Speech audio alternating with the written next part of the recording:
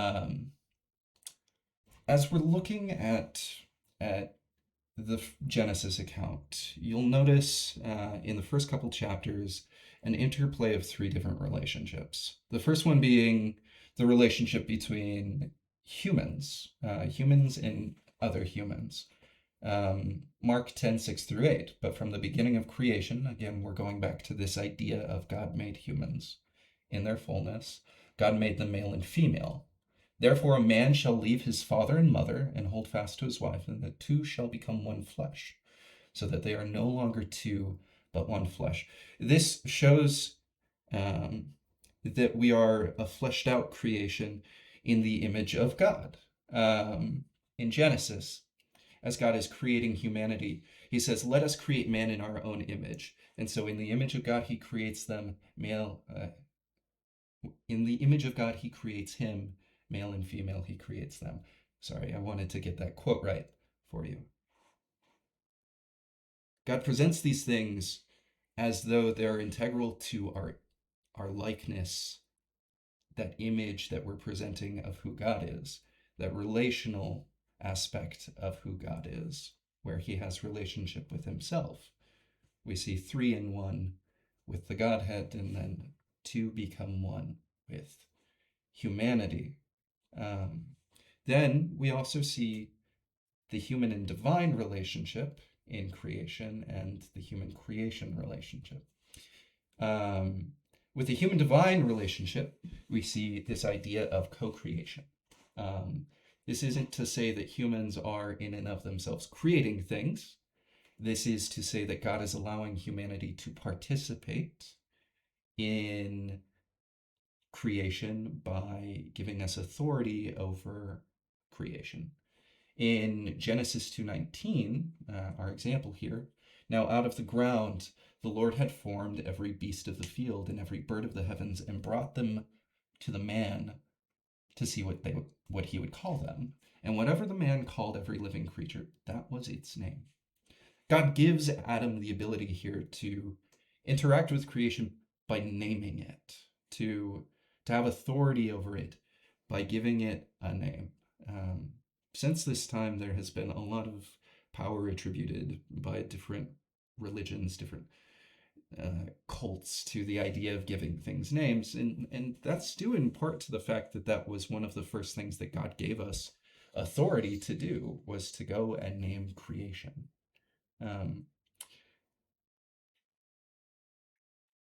In the same vein, we see the relationship between man and the created, the creation itself.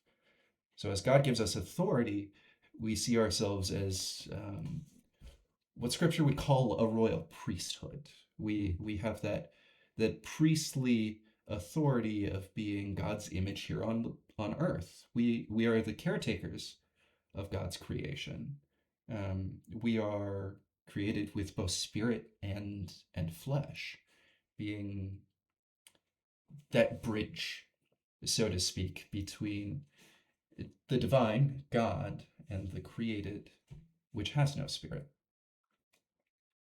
And lastly, we have to talk about the fall, because of course we do. It's the creation narrative, and this is not our first example of catastrophism in Scripture, technically, but I would say that most of us would probably call it the first example of catastrophism that maybe not matters, but specifically interacts with us, right? The first act was creation itself. God took nothing and turned it into something, right? He took the void and gave it form. That is God not rolling dice, not allowing random chance to be the creator, but himself. Einstein understood this probably better than most of us ever will, right? He said that God doesn't play dice. And in that same way, he doesn't today, right? The first time that he interacts with creation in a catastrophic way that we can really feel is with the fall, where he says to man, suddenly your relationships are broken. It's going to be harder for you to do the things that I told you to do in the first place. Procreation, that's going to be difficult. Um, Having communion with me, now there's a gap. Um, you're supposed to take care of creation. Now creation is going to fight against you every step of the way. There's going to be thorns, thistles. The animals will attack you and hunt you and be afraid of you. In spite of the fact that we are the caretakers of creation. And I want to pay special attention here to the fact that this all happened because we allowed creation itself to be, the order of creation to be flipped on its head, right?